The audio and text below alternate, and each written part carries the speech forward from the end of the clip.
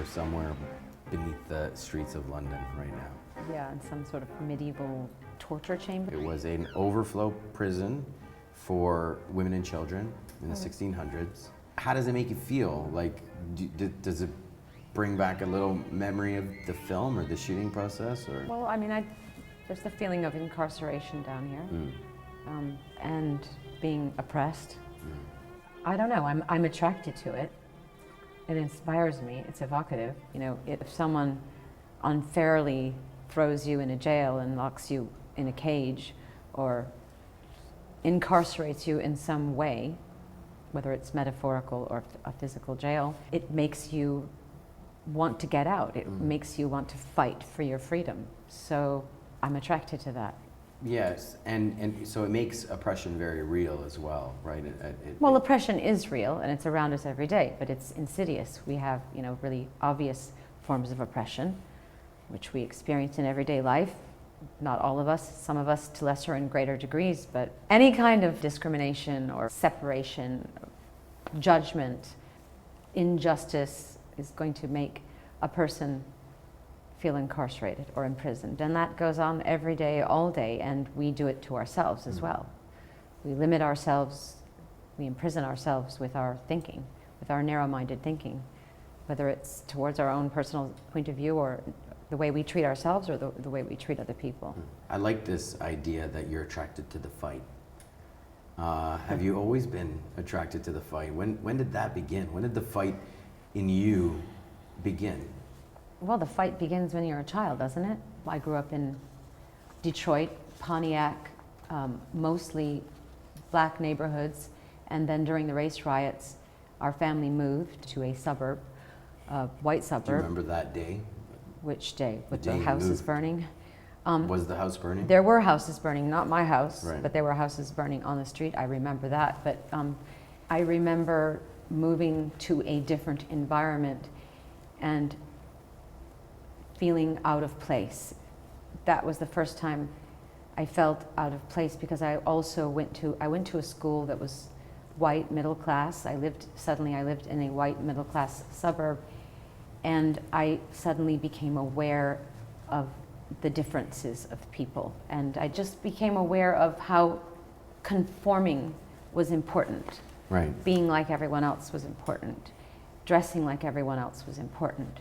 Having the same hairstyle, wearing the same makeup, dating the cool guy. It was important to the people around you. Yes. Right. And that was a new feeling, and I didn't understand it, and I didn't like it, and I didn't fit in, and that's when the fight started. Wow. And then I started to behave in what I thought was a nonconformist way, actually to provoke people and to make things more miserable for myself. I stopped shaving under my arms and my legs. I refused to wear makeup, and I refused to dress a certain way, and everyone made fun. It was kind of punk rock, by the way. It was, but I didn't understand what punk rock was then, and I didn't have a support system around me. So then I'd come home, you know, crying, and then my dad would say, "Well, what did you expect? You're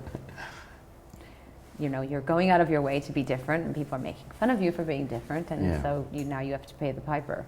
Do you feel like that the world wasn't fair when you moved at that age? Do you feel like the world that you were looking around you suddenly, you know? Yeah, but for lots of reasons. I mean, my mother died when I was young, and so right away I didn't think the world was fair, because who wants to grow up without a mother? So I already had a sense of life not being fair. But then having to move from my neighborhood, which I felt very comfortable in, to a safer neighborhood, which I didn't feel comfortable in. That also felt unfair. And my brothers having freedom to do whatever they wanted, and the girls in our family not being able to do what they wanted, that felt unfair. And the way that people treated you in my high school, if you were different, if you were fat or gay or hairy like me, that felt unfair. I don't know, it was a domino effect that ultimately catapulted me out of the world that I was in. Were there people that you identified with at that time? What I did have was role models of people that I looked up to. Some people were dead, I was a big fan of the artist Frida Kahlo, and I went to the Detroit Institute of Arts all the time, and I saw her paintings, and I knew her story, and I she certainly was a unique individual. She was a revolutionary. She was married to a misogynist, Diego Rivera, also a very fine painter, but I mean, she was trying to be successful as an artist during a time when there weren't a lot of women doing what she was doing. She inspired me. Her life story inspired me. She suffered a lot. She fought against all odds and succeeded in many ways.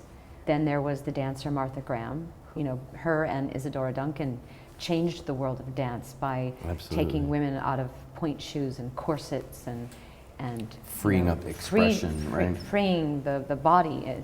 And she used a lot of Greek mythology in her work, and her work was very sexual, and she never married or had children, and she was considered, you know, a feminist and a revolutionary woman. And I was a dancer at the time, so I looked up to her. And I actually danced in her school and her dance company when I first moved to New York. So she was an inspiration. And finally, also I was very inspired by Anne Sexton. My sister and I were really into poetry, and she was a big influence on my life. Her poetry. First of all, she looked like my mother. Wow. And second of all, I thought her language and her ideas and her imagery was so bold and extraordinary, and her voice was so unique.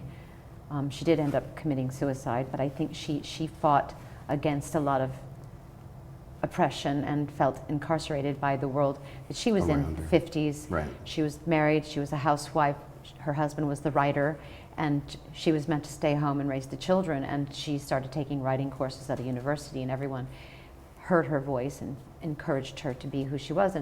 And then, of course, her home life was not encouraging her, and I think she felt imprisoned. But I loved what came out of that feeling. So if I could say 3 people influenced me and said, get out of here. Right. There's a bigger life waiting for you, Yeah. and there's a place where you're going to feel more comfortable. It would be those 3 women. So the fight was born early, and there were role models that, you know, helped you to see that the possibility of a new life, a life directed by yourself. Yes, and they were all artists. They were all artists, and one was a dancer, which is very important. This film of yours has made me rethink your dancing. My relationship to dance. Yeah, throughout your career, because it figures so prominently in this film. But so let's just fast forward to recently. Okay.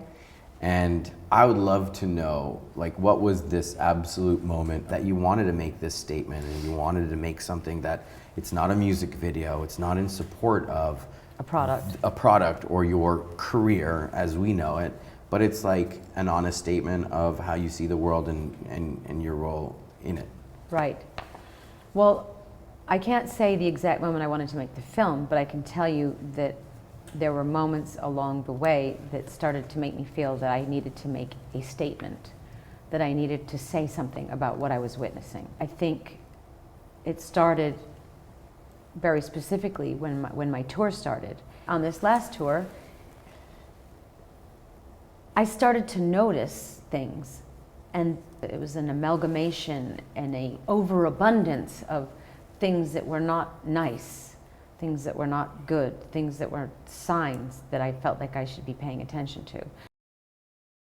The first concert we had was in Tel Aviv, and before we even arrived, there was the threat of war, of Israel bombing Iran, and that was a very real threat. And was the concert going to get canceled or wasn't? Should we start the tour there? Should we not? You know, it was. What did you end up deciding? I said, we're going, we're definitely going. You know, the threat of war is not keeping me out of a country. Actually, it's an invitation.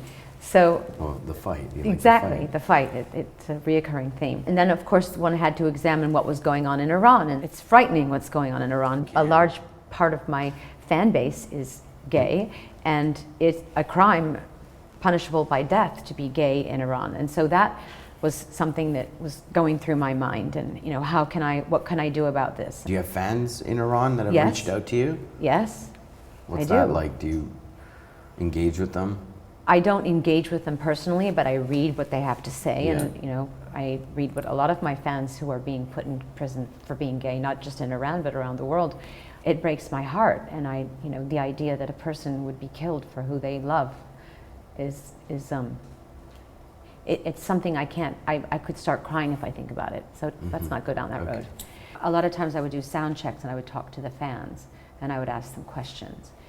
And when I was in Kiev, when I was in the Ukraine, some of the fans started talking to me about the former president being imprisoned, and a woman. And I said, well, why was she put in prison? And they said, because the current president doesn't like her. I said, is that the only reason? And they said, yes. And I said, that's absurd, that's insane, that's unfair, that's unjust, that's inhuman. Are you going to stand for that? Can't you all do something about it? And they said, no, we will be put in jail if we do anything about it. And that struck me. And I thought, wow, this, clearly isn't a democratic country. And let's go to Russia, because the Pussy Riot was on trial. Right. I was trying to decide whether I should go to the courthouse and start stage a protest or whatever. But I mean, that whole scenario was absurd too, that these three girls were put in this cage and put on this monkey trial, and for singing 30 seconds of a song that basically said that Putin was oppressing artists and women, and a hypocrite, and aligning himself with the church when he wasn't a man of God himself, or whatever. I mean, whatever they said, even if they called him the devil, they have to go to jail. Yeah. And the sentence was supposedly 7 years. This was also, once again, unfathomable to me, and I just couldn't believe it. And I was thinking, how can I be of service? What can I do? I talked about it on stage. I talked about the absurdity. I talked about, once again, this is, against humanity. This is against freedom of expression, the rights of an artist, the rights of a human being. I can't separate those two, by the way. This really disturbed me, that it was going on in the 21st century. This is not communist Russia anymore, right?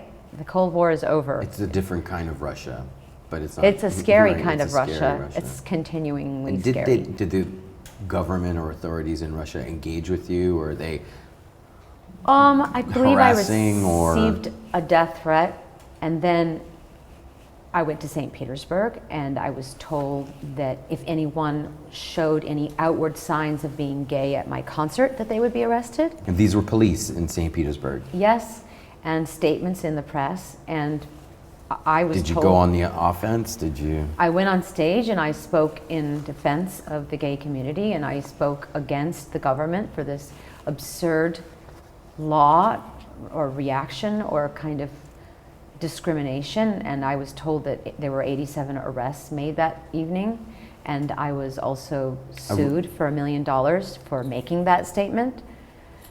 87 arrests at the concert? Or people coming into the concert like, that evening, milling in about, or around. Yeah, in and around. To jail for being... Yeah. That's insane. Yeah, so... And you were sued $1 million? Yeah, yes.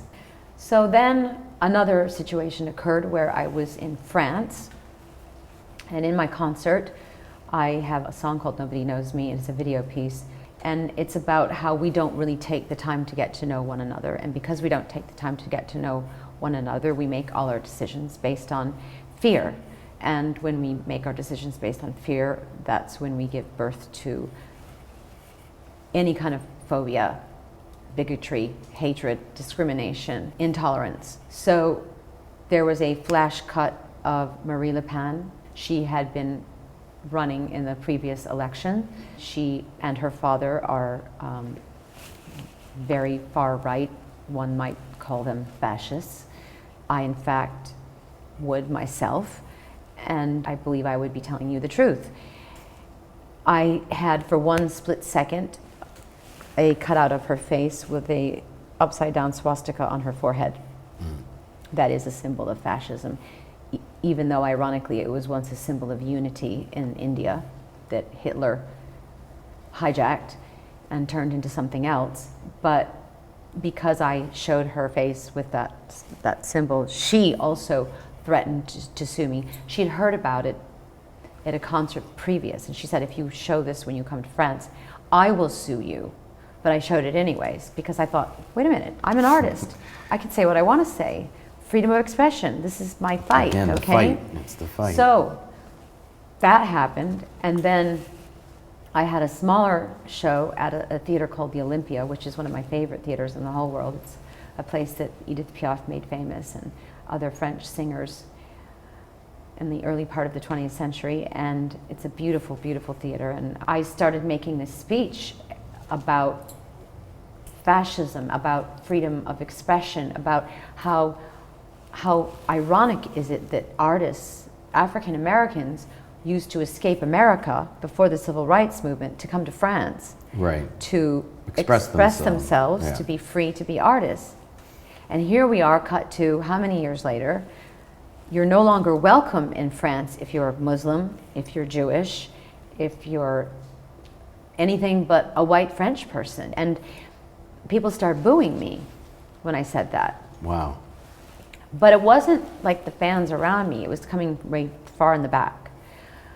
Anyways, when the concert was over with, I found out some people threw beer bottles on the stage, and it wasn't like a big deal, but there was some people throwing things on stage and booing, and I found out from the video cameras and people reporting to me later that there was a group of skinheads who had infiltrated my concert, who were sent there by Marie Le Pen. And they were like Heil Hitlering in the back of my concert. So this is another, like, no way, like, are you kidding me?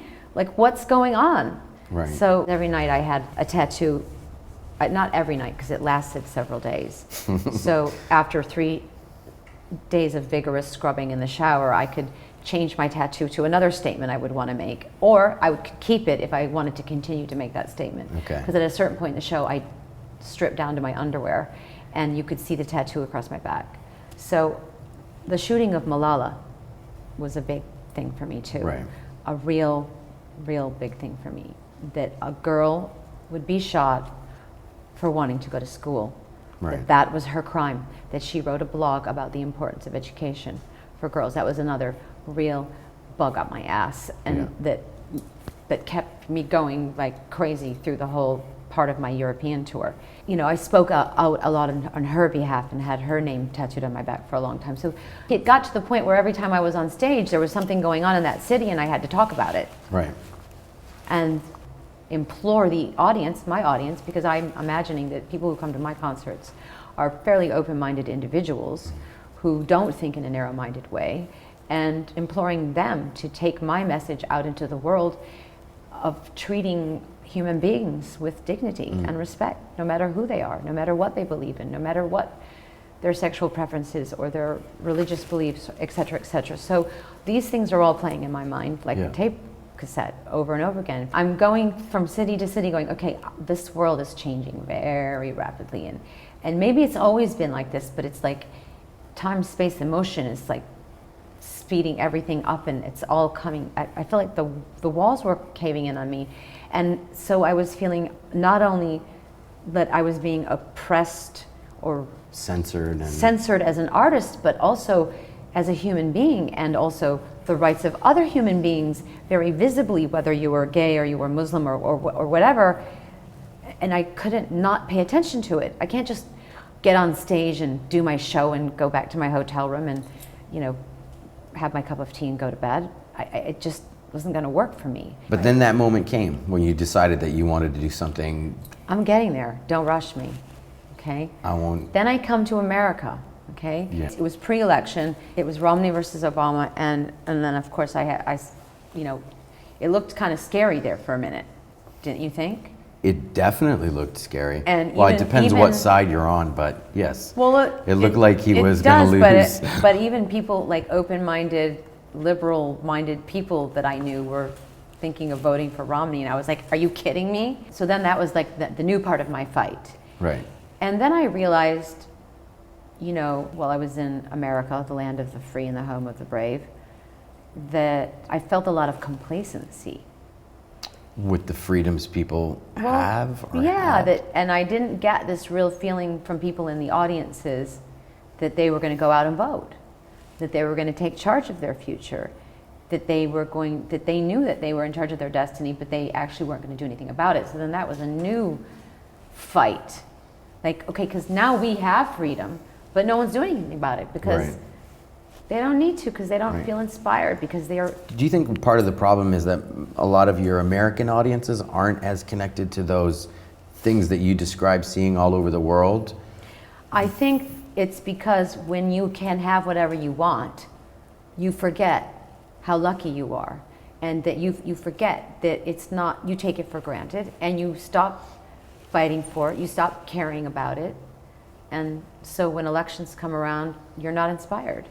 It's those people are aware of it because they're living in an oppressive environment every day of their life. It's palpable. And sometimes it is life. It is life and death. If you're getting thrown in jail for holding a guy's hand, then you're going to be paying attention to gay rights.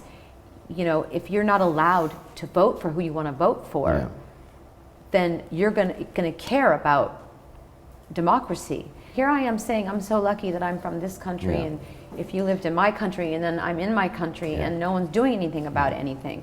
And I'm getting booed on stages everywhere, not everywhere, but for instance, I was shocked when I got booed in New Orleans for having Obama's name on my back. Really? Yeah, of all places. And this happened a lot, surprisingly. I was expecting to get booed in Texas. Okay, that didn't surprise me. But I would say to people in the middle of my show, you know what? I don't care who you vote for, as long as you get out and vote for Obama. And I have a long pause. Well, it did look really dark for him at that time. What do you think? Why? What went wrong for Obama? What went wrong? Why were people like because some people of were your worried liberal about money. They were worried about the economy. They didn't think he handled, but he walked into a landmine. I mean, look at like what Bush left him, just debt, and so he couldn't do any of the things he wanted to do. He just had to fix the economy, and I think people were worried about the taxing situation. They thought his ideas were too. The rich people of the world, the higher income earning people of the world weren't a fan of his, and there was also a large group of people who didn't think that he was connected enough to Israel, and the American-Israeli connection wasn't strong enough. And why did I think he was getting a hard time? Because for those reasons, it was purely money and the economy, not the moral compass of the dude who's running for office. Has it ever been an issue for you? The tax rate, the nominal tax rate in America. Have you ever made a decision in your life about? Nobody wants to have their hard-earned money taken away from them. Right. I can assure you, I've been in some pretty crazy situations where people have taken my money or ripped me off or whatever, and it doesn't feel good. But if you look at the bigger picture for the good of the country, are you willing to make this sacrifice or this compromise because it's going to help people in the longer run? Then I'm going to be cool with that. I'm going to have to be cool with it. That's it. There is no other option. I don't want a warmonger for a president. Right. I don't care how much money he saves everybody. Right. Then what happened, which was really crazy, was that I said in one concert that, and it was a joke obviously, but a lot of people don't get my sense of humor. I think I was in Washington, D.C., and I said, it's crazy. You think about how Abraham Lincoln was the president of the United States, and he fought for abolishing slavery, and he was assassinated, correct? Correct. Okay, and then we cut to the march in front of the White House with Martin Luther King, and he was fighting for equal rights for people of color, and he was assassinated. So then we cut to, I said, isn't it crazy that there is a black Muslim in the White House? And I got so much shit for saying that the next day from the Obama camp, because of course I know he's not a Muslim. Right. His father was or is or was or something. Do I care? Right. I don't care what religion he is. This, as you know, doesn't matter to me. Right. But the fact that they got so upset about it, the fact that they wrote me a letter, and the fact that Obama has to basically go around with his birth certificate pinned to his suit saying that he was baptized a Christian or that he is a Christian is a real big statement as far as I'm concerned about how America is not the land of the free and the home of the brave. And that really struck me. How crazy is that everyone got their knickers in a twist about this scenario? And it was another epiphany for me. Right.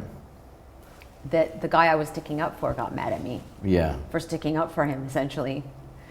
So this was all happening, and then of course Obama did get elected, and that was a great moment. But you know, there was a lot of things that happened along the way. My biggest beef when I was in America was that I felt a lot of complacency with people. Right. And that irked me, and that added fuel to my fire of wanting to make this statement, wanting to make this film. And then I headed down to South America, and other sets of issues occurred. What happened? You know, there's a lot of corruption and a lot of poverty, and you know, there are not favelas only in Rio, they're Right. everywhere. They're everywhere. And we were in places like Medellin, and you know, we were driving in cars that were very heavy and very slow, and I'd say, why is this car so heavy and slow? And they're like, guess it's a bomb-proof car. And I said, why are we driving in a bomb-proof car? And it's like, because you're a public figure, and you know, everyone has guns here and bombs. And so then that became, you know, the sort of everywhere we went, bomb-proof cars. It's like the dial got turned up everywhere. Everything, Right. every place became more intolerant, more dangerous, more scary. The stakes were higher. Yeah. There were more padlocks on everything. Right. There were more passes and tags and checkpoints. And Right. in fact, everywhere we went, I had that feeling. Yeah. You've sort of seen the world I just fall felt like the apart. world was collapsing. Yeah. And the freedom of artists to express themselves was collapsing. And our inability to treat one another as human beings was collapsing. And here I was traveling around the world as an artist, expressing myself, trying to bring people together through music, with joy, dancing, etc. Now, cut to Stephen Klein and a camera crew, because Stephen was supposed to come in to Buenos Aires, Right. and we were supposed to do an ad campaign for shoes and lingerie. Okay? Okay. Did you know this story? No, I don't. Okay. Well, it turns out that this lingerie that I designed and these shoes that I designed were too edgy, cutting edge for the company that wanted to release them. It was supposed to be called Truth or Dare, and I was asked to do a line of lingerie. Now, if you ask me to do a line of lingerie, you call it Truth or Dare. What do you think you're gonna get? Yeah, it's going to be edgy. It's going to be provocative. It's not going to be JCPenney or even Victoria's Secret. So we were going to shoot this whole ad campaign for this line that I developed and I'd been working on through the course of the year. Well, I was told when we got to Buenos Aires that it was not acceptable, that The gig is off. the gig is off. So I was outraged, okay? Outraged. But I had a crew, and I had Stephen, and I had to do something, and I had all of this fire inside of me and so fight. much to say and fight about everything that I had witnessed. So I said, we're shooting something anyway. I was already going to use my dancers. If you watch the movie, you're going to see the lingerie I designed, okay? It's in the film. It's in the film, yeah. Fantastic. So then I had my dancers, and Yeah. I had the clothes, Yeah. and we had the set, and we had this crew, and I said, Stephen, we're going to shoot something anyways. He said, what are we going to shoot? This is when the idea came into my head about artists expressing themselves, but I'm going to use the dancers, Right. and we're going to use dance as a metaphor. Right. So we let all the dancers come in, and we had them all take turns improvising their kind of dance about their kind of struggle. And a lot of them have turned to dance as a way out of their oppression, Situation their and situation, yeah. whatever. And so I wanted to take that opportunity to allow them to use that, okay? Right. So we started filming them in that environment. Just improvising. Yes. Go and you I would brief direct them, I and would you brief said, them, I would say, you're fighting, you're this is in your head, this is what's going on. Right. And then I would have my moments, I would improvise, where I would come in, Mm-hmm. and because I had a whole idea in my mind, because I was pissed off about, Mm-hmm. the death of an artist, the death of creativity, and how branding has become so important, more important than everything. So for me, the gun represents that, Right. branding. And so how did it evolve from there then? You were in this hot moment in Buenos Aires, you decide to use the dancers and Stephen and the set to begin this thing, and then this how journey. did and then we found these interrogation rooms, and then I decided to make some of the dancers prisoners that were being treated like terrorists and beaten for no reason and tortured for no reason. I had been inspired by the night porter, by that scene where basically all the Nazis are standing around a room, and you know during that time they allowed certain people to stay alive because they entertained everyone, right, as you know. So yep. if you could play the violin, or you were a good boxer, or you were an incredible dancer, you could live as long as you kept entertaining everybody. Yeah. So Chaz became this artist, this figure who was dancing for his life. Right. While all of these very narrow-minded, judgmental, macho men were kind of standing around watching him, his naked white ass, you know, like kind of intrigued and amazed and repulsed all at the same time. So that's how it all began. And it was all free flow, stream of consciousness. Now we're going to do this, now we're going to do that, now we're going to do this. I wasn't thinking, I was feeling, I was doing. How exciting was that? It was great because everyone tuned in to me and knew what I was saying, and they were on my ride with me, and they didn't ask one question, they just did it. And Stephen was with me too, he just filmed it. And he let me speak to everybody and say what to do, what to do, what to do. You do this, you do that. So none of the narration was written, none of what you hear me say, the writing had been done until I got all that footage. The tour ended, I collapsed in a heap, it took a couple weeks to recuperate, and then came back and sat with my editor and looked at all the footage with Steve and saw what we had. Put that together, a rough cut of it, and then I realized what I had to write. Right. And then I started writing my manifesto about freedom of expression and the rights of an artist, the rights of human beings. And then I realized that I had to keep filming, and that's when I created the second part of the film. Yeah, there's two narratives in the film. One is the Baroque dancers, and the other one is you getting oppressed in the sort of dungeons. I don't think there's two narratives, there's two worlds. Two worlds. Two worlds. Two worlds, one point of view.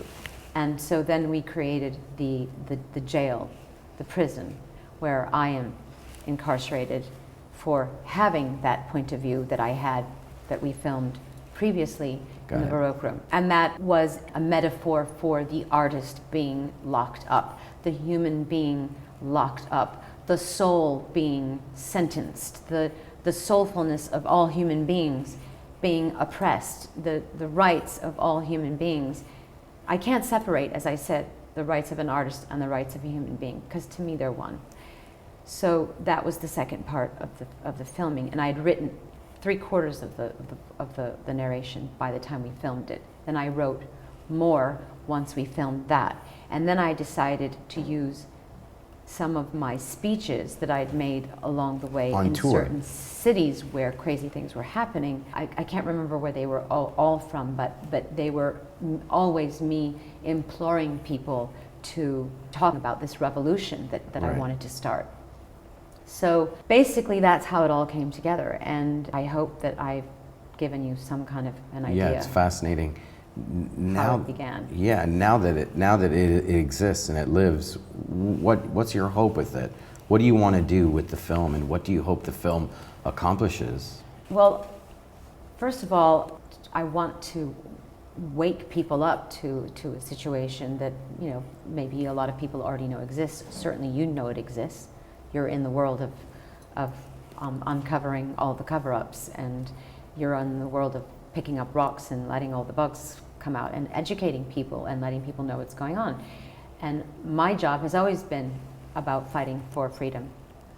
I consider myself a freedom fighter, so what do I want to accomplish? I want to encourage other people to stand up for their rights. I want to encourage other people to tell their stories. I want to tell other people, let other people know that there are people that will fight for them, that are in their corner, that I want to You'll fight for them. I'll fight for them. I want to give those people a voice. I want to give all people who are being persecuted and oppressed a voice. How far are you willing to go? As far as I have to go. As far as I have to go.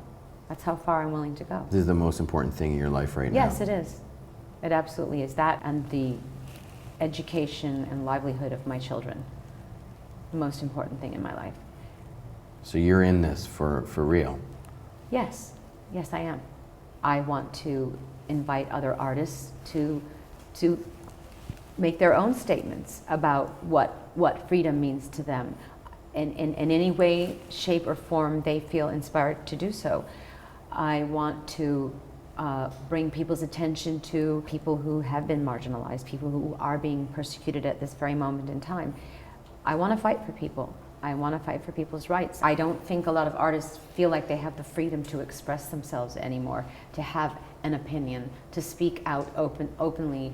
You know, perhaps there's a handful who really are willing to fight for what they believe in, who really are willing to be unpopular for what they believe in, who really don't care about approval. Do you think you're going to be the first personality to make a move like this, and that some other people might join you? I hope so. That's my wish. Maybe I'm being too idealistic to have that kind of a dream, to think that I could start this movement, this revolution, but I really feel it's necessary after what I've been through, after what I've witnessed, after what I've seen other people suffer and witness. You know, you think we're a civilization that's moving forward, but I'm sorry, my friend, we are not. We are going backwards. And the internet is giving us the illusion that we're coming closer together, but... Why is that? Well, because we can instantly connect to people all around the world, so we have the illusion that we're getting closer to each other, but we're not, because we're becoming more intolerant. But it's definitely a civilization which is more connected than it's ever been before. You just don't feel yeah, but the consciousness of the people is not growing. They're sharing their baby photos. We're sharing information. We're becoming instantly famous. We haven't earned that fame. We haven't worked for it. We're just pressing a button. But our consciousness is not evolving. That is the root of the problem. Right. You described this to me in one of our other meetings as a revolution of love, or an effort to make the world feel, an emotional revolution. Yeah. Is it because we've lost the ability to feel deeply? I think that we see so much, we're exposed to so much. I see it even with my own children. They see everything, they know everything now. They've lost their innocence. We have become desensitized to so many things, desensitized to violence. My children can't tell the difference half the time between, you know, a Vice newscast, you know, journalistic piece and an action movie. It's like the line has been blurred inexorably. And most people are apathetic, they don't want to, or they can't feel empathy, or they don't want to do anything about it, or they don't think they have a chance to do anything about it. What's my small voice going to do? What's my small action going to do?